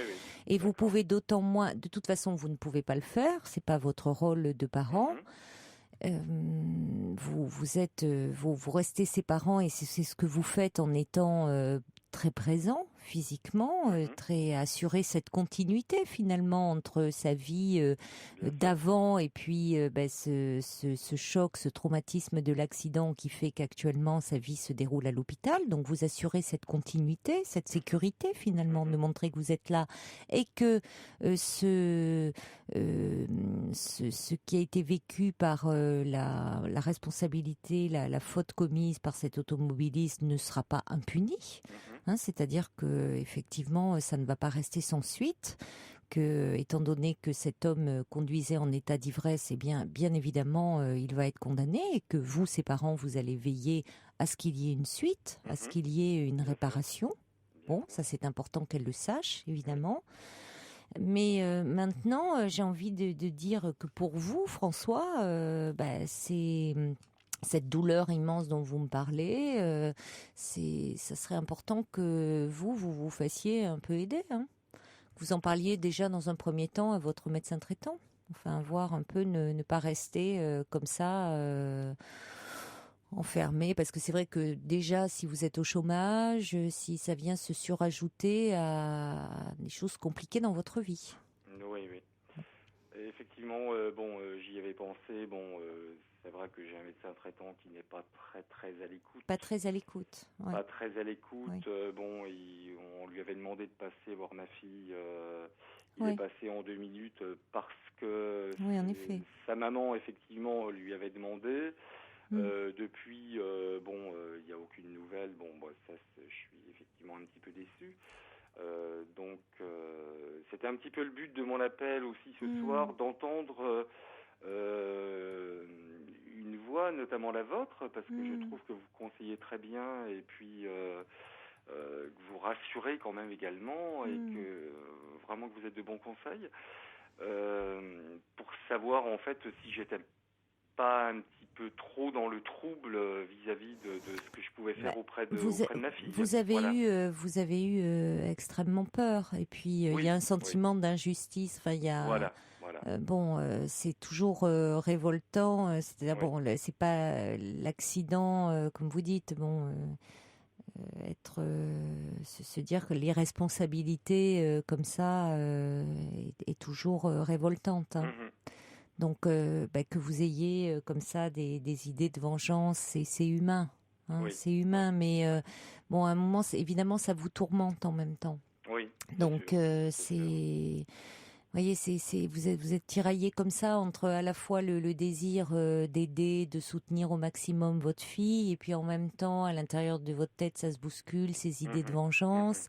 Donc ce qui évidemment n'est pas constructif parce que c'est vous en premier lieu que vous pénaliseriez et votre fille, parce que elle a besoin de vous, de sa mère et dans les faits, on fonctionne pas avec la loi du talion, donc c'est vous qui vous retrouveriez en prison pour le coup.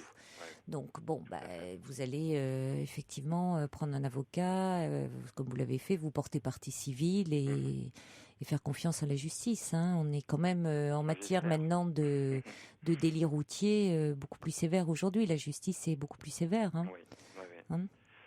Et j'aimerais bien en dernier lieu quand même passer vraiment un message à tous ceux qui peuvent prendre le volant dans des états d'ivresse absolue et faire n'importe quoi. Je sais que c'est se battre un petit peu contre des moulins à vent, mais franchement, faucher des jeunes, faucher des gens en pleine jeunesse, qui ne demandent qu'à marcher, qu'à vivre, à rigoler, c'est vrai que c'est vraiment révoltant, mais des jeunes ou des moins jeunes, j'ajouterais d'ailleurs. Évidemment, c'est toujours révoltant parce que des adolescents, comme vous avez raison, les adolescents sont tellement dans la vie, dans le mouvement, qu'il y a quelque chose d'encore plus révoltant. Elle va rester hospitalisée combien de temps là ? Écoutez, là donc, elle a 2 mois de rééducation, donc dans un centre. Après, il y aura une autre rééducation quand elle pourra poser la jambe par terre. D'après les chirurgiens, il y aura d'autres petites interventions pour aider. Tout ce que j'espère, c'est qu'elle pourra remarcher normalement. Mais bon, je pense quand même qu'il y aura quand même quelques séquelles. Maintenant, bon, c'est vrai quand même qu'on a frôlé l'amputation au départ, donc ça reste quand même assez grave. Mais elle se bat. Elle se bat, oui, oui, c'est ça. Oui, c'est l'avantage. Enfin, souvent à cet âge-là, on a en nous, l'être humain, cet instinct de vie, mais chez les adolescents, il y a vraiment quelque chose de cet ordre-là. Il y a une vitalité, une capacité à dépasser comme ça les épreuves. Ils sont vraiment dans cette vitalité-là extraordinaire.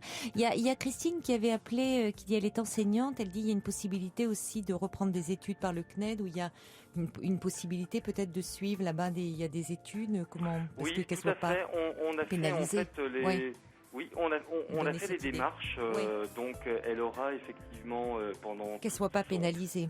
Voilà, elle aura des cours sur place, donc c'est important aussi pour elle, pour son équilibre. Voilà. Mais écoutez François, le message est passé. Embrassez bien fort votre fille pour nous, et puis prenez soin d'elle et de vous aussi, parce que c'est un sacré traumatisme. Pour elle évidemment, mais aussi pour vous. Donc n'hésitez pas à consulter, peut-être en demandant l'avis d'un psy, de voir quelqu'un pour pouvoir parler, être un peu soutenu là, parce que vous avez eu vraiment très très peur là. Au revoir François. Je vous remercie beaucoup. Bonne continuation Caroline. Au revoir.